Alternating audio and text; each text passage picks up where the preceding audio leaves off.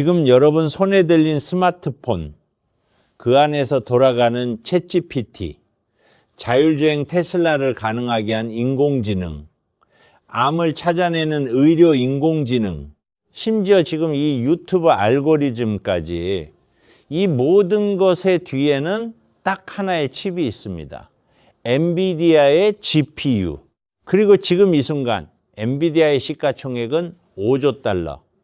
우리나라 국내 총생산의 무려 3배가 넘는 돈입니다. 한국 전체 경제를 3번 살 수 있는 돈이 단 하나의 반도체 회사에 몰려 있는 거예요.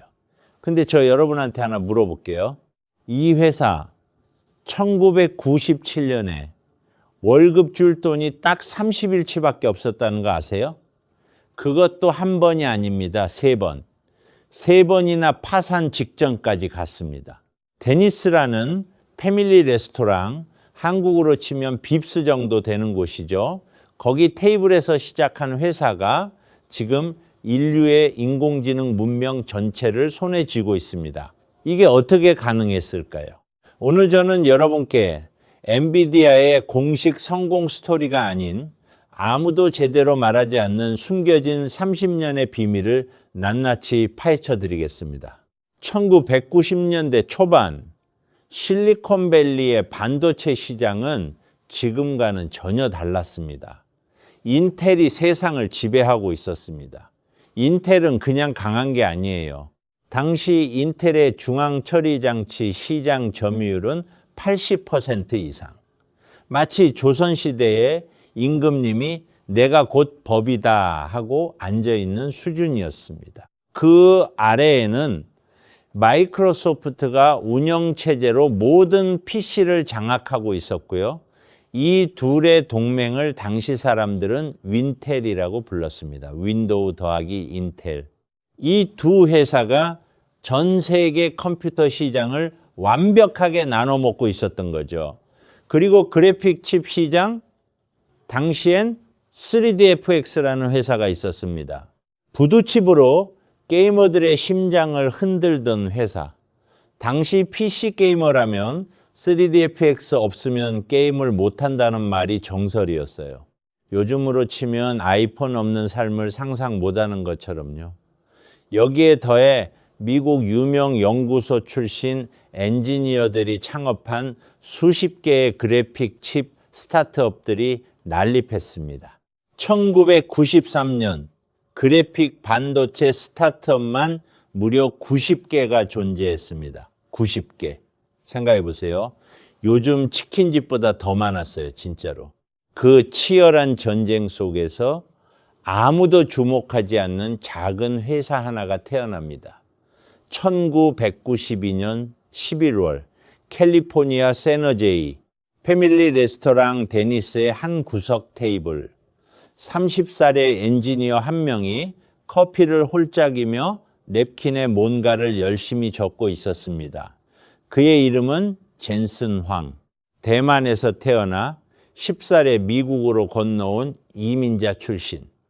어릴 적엔 너무 가난해서 켄터키 주 기숙학교에 맡겨졌는데 그 학교가 얼마나 험했냐면 나중에 젠슨이 직접 인터뷰에서 거기서 살아남는 법을 배웠다고 했을 정도입니다.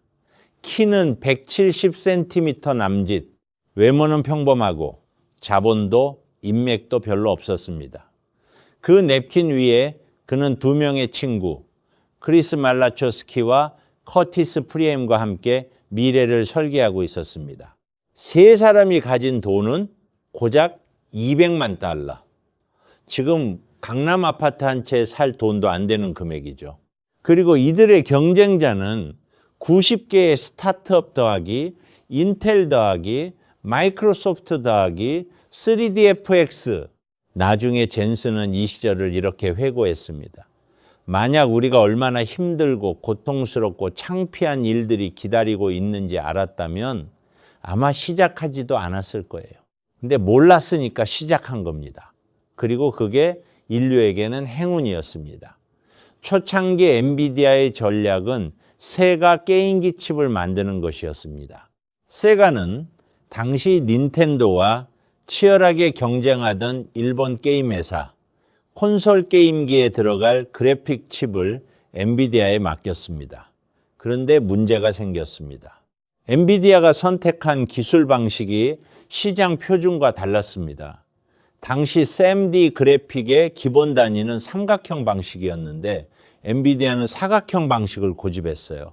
왜냐고요? 엔지니어들이 우리 방식이 더 낫다고 믿었으니까요. 그런데 1996년 마이크로소프트가 다이렉트 3D 표준을 발표하면서 삼각형 방식을 공식 표준으로 못 박아 버렸습니다. 엔비디아의 기술은 하루아침에 업계 표준 밖으로 밀려난 것입니다. 그리고 세가도 엔비디아를 버렸습니다. 자신들이 계약한 NV 이 칩이 다이렉트 3D 호환이 안 된다는 걸 알게 된 순간 계약을 파기했거든요. 100명이었던 직원은 40명으로 줄었습니다. 60명에게 해고 통보를 해야 했던 젠슨 황. 이 사람이 밤새 잠을 못 잤을 게 눈에 선합니다. 하지만 완전히 무너진 건 아니었어요.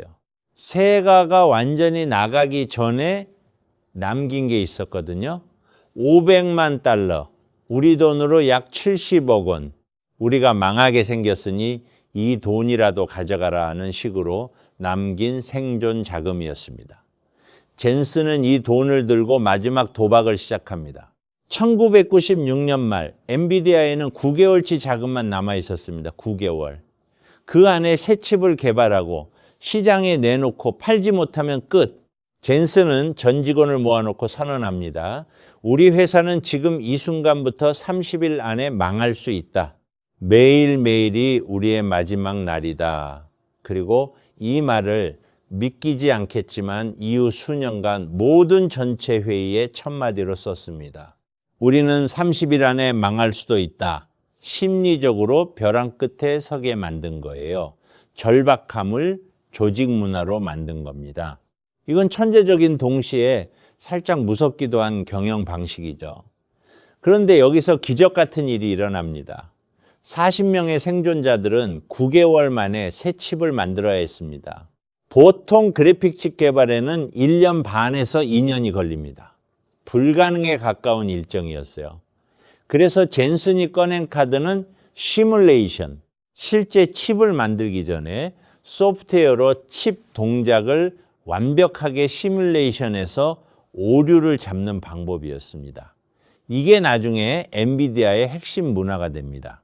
실패는 칩 위에서 하지 말고 소프트웨어에서 해라. 그리고 동시에 젠슨은 절박한 편지 한 통을 씁니다. 수신인은 모리스 창, TSMC, 대만 반도체 제조의 전설. 이 편지에서 젠슨은 이렇게 썼습니다. 우리는 유망한 기술을 가지고 있지만 칩을 만들어줄 파트너가 없습니다. 살려주십시오. 이 편지가 TSMC의 일반 우편함으로 왔고 모리스 창의 손에 들어갔습니다. 모리스 창은 처음에 화가 났다고 합니다. 왜 정식 채널이 아닌 우편함으로 편지를 보냈냐고. 근데 편지 내용이 그의 호기심을 자극했습니다. 그리고 TSMC는 엔비디아와 협력하기로 결정합니다.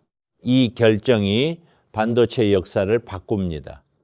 1997년 8월 리바 128 출시, 이 칩이 나온 날 엔비디아의 통장에는 딱 한 달치 월급이 남아 있었습니다. 다음 달 월급을 못 주면 회사 문을 닫아야 하는 상황. 그 긴박한 순간에 시장의 반응은 폭발적이었습니다. 4개월 만에 100만 개 판매, 엔비디아는 생존했습니다. 그런데 이게 끝이 아니에요. 2002년 엔비디아는 또다시 위기에 빠집니다. 이번엔 마이크로소프트 엑스박스 그래픽 칩 공급 계약 문제, 단가 협상 실패로 엔비디아가 손해를 보게 된 계약이었고 주가는 곤두박질 쳤습니다. 그리고 2008년 글로벌 금융위기, 엔비디아는 2억 달러, 우리 돈으로 약 2,700억 원 규모의 대규모 손실을 발표합니다. 노트북에 들어간 그래픽 칩에서 대규모 불량이 발생한 겁니다. 주가는 고점 대비 80% 폭락. 아무리 단단한 회사라도 80%가 빠지면 공황 상태가 됩니다. 직원들이 이제 진짜 끝이구나 했을 그 순간 젠슨 황은 조용히 연구팀을 불렀습니다. 그리고 말했습니다. 우리가 만든 GPU로 게임 말고 다른 걸 할 수 있다. 계속 연구해. 시간을 2006년으로 잠깐 돌려봅니다. 엔비디아 내부의 엔지니어들이 이상한 사실을 발견했습니다. 대학 연구자들이 엔비디아 GPU를 게임이 아니라 과학 계산에 쓰고 있었던 것입니다. 이유는 간단했어요. GPU는 중앙처리 장치와 달리 수천 개의 코어가 동시에 작동합니다. 중앙처리 장치가 100m 달리기 선수 1명이라면 GPU는 마라톤 선수 5,000명이 동시에 달리는 것과 같습니다. 단순 반복 계산을 어마어마하게 빠르게 할 수 있는 구조, 그게 인공지능 학습에 딱 필요한 구조였던 겁니다. 엔비디아는 4년간 5억 달러, 우리 돈으로 약 7천억 원을 투자해서 쿠다라는 소프트웨어 플랫폼을 만듭니다. 이게 뭐냐고요? GPU를 게임이 아닌 다른 계산에도 쉽게 쓸 수 있게 해주는 도구입니다. 당시 투자자들은 비웃었습니다. 게임 회사가 갑자기 무슨 과학 소프트웨어? 주가는 반응이 없었습니다. 그런데 2012년 9월 30일 세상이 뒤집힙니다. 토론토 대학의 제프리 힌턴 교수 연구팀이 이미지넷 대회에서 경쟁자들을 완파합니다. 오류율 15.3% 다른 팀들의 26%, 거의 2배 차이의 정확도. 그들이 쓴 것은 딥러닝 알고리즘, 그리고 엔비디아 GPU와 쿠다. 이 사건을 두고 인공지능 학계에선 지금도 인공지능의 빅뱅이라고 부릅니다. 젠슨 황은 이 결과를 보고 그날 밤 어떤 기분이었을까요? 우리가 게임 칩으로 시작했는데 어느 순간 인공지능을 돌리고 있네. 이미 쿠다가 퍼져 있었기 때문에 모든 인공지능 연구자들이 엔비디아 GPU를 쓸 수밖에 없었습니다. 마치 미리 독점 고속도로를 깔아놓은 것처럼요. 그 다음은 여러분도 아실 겁니다. 2023년 5월 엔비디아의 실적 발표, 매출 71억 달러 예상. 그런데 실제로는 110억 달러 달성. 발표 후 하루 만에 시가총액이 250조 원 증가. 이건 우리나라 삼성전자 시가총액의 절반이 하루에 불어난 겁니다. 그리고 2024년 6월 18일 엔비디아는 애플을 제치고 세계 1위 시가총액 기업에 오릅니다. 40명이 벼랑 끝에서 만든 칩 하나가 31년 후 세계 1등 기업을 만든 겁니다. 그날 엔지니어들이 서로를 껴안고 눈물을 흘렸다는 건 당연한 이야기겠죠. 그리고 하나 더. 젠슨 황의 상징인 검은 가죽 재킷. 왜 항상 가죽 재킷만 입냐고요? 2007년에 엔비디아 GPU를 사용한 연구자가 처음으로 그에게 이 칩으로 인공지능 실험을 했다는 결과를 보여줬을 때 젠슨이 너무 감동받아서 그 자리에서 너희 팀 이름을 내 가죽 재킷에 사인해줘 라고 했습니다. 그 이후로 가죽 재킷은 그의 트레이드 마크가 됐고 사인을 받기 위해 사람들이 가죽 재킷을 들고 줄을 서는 진풍경이 벌어지게 됩니다. 자, 그렇다고 모든 게 끝난 건 아닙니다. 지금 엔비디아 앞에는 새로운 거대한 장벽들이 서 있습니다. 첫 번째 장벽, 중국 수출 규제.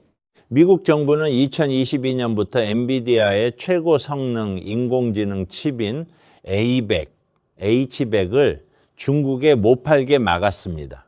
중국 시장은 엔비디아 매출의 20에서 25%를 차지하던 곳이에요. 엔비디아로선 매출 4분의 1이 잘려나간 셈입니다. 그런데 엔비디아는 포기하지 않았습니다. 중국용 다운그레이드 칩 H20을 만들어 팔기 시작했고 2024년 기준 이 칩만으로 수조 원의 매출을 올렸습니다. 두 번째 장벽, 경쟁자들의 반란. 구글은 자체 인공지능 칩 TPU를 만들었고 아마존은 트레이니엄, 마이크로소프트는 마이아, 메타도 자체 칩 개발을 선언했습니다. 엔비디아 없이 인공지능을 돌리려는 시도가 전방위적으로 벌어지고 있어요.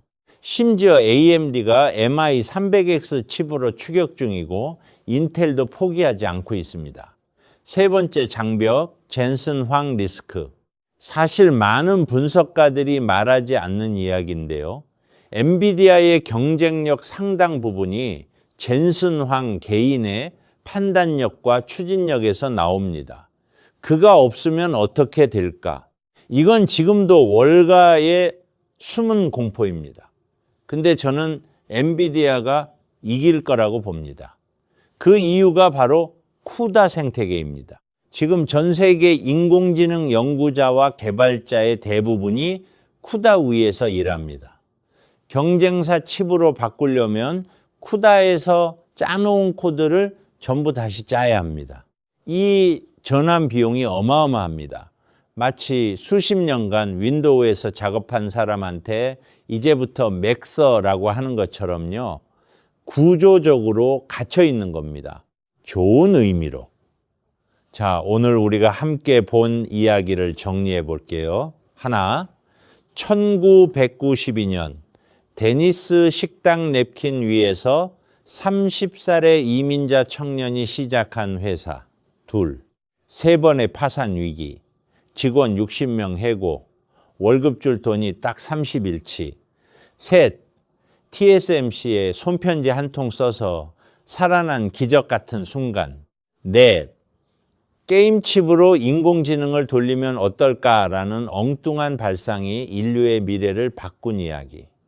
그래서 이게 지금 내 삶과 무슨 상관이냐고요? 엄청 상관이 있습니다. 지금 챗 GPT에 물어볼 때마다 돌아가는 건 엔비디아 GPU입니다. 내년에 내 차에 들어올 자율주행 기능도 엔비디아 칩입니다. 병원에서 암을 더 빨리 찾아내는 인공지능도 엔비디아 GPU입니다. 그리고 솔직히 말씀드리면 한국 반도체 산업이 엔비디아를 위한 HBM 메모리를 공급하면서 SK하이닉스의 주가가 폭등하는 것도 다 이 이야기와 연결되어 있습니다. 저는 오늘 이 이야기에서 하나의 교훈을 가져갑니다. 젠슨 황은 매 회의를 이렇게 시작했다고 했죠. 우리 회사는 30일 안에 망할 수 있다. 망할 것처럼 살아야 진짜 살아남는다는 역설. 우리도 마찬가지입니다.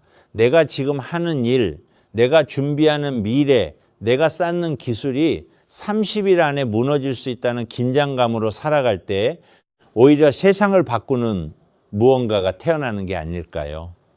오늘 이 영상이 유익하셨다면 구독 버튼 한번 눌러주세요.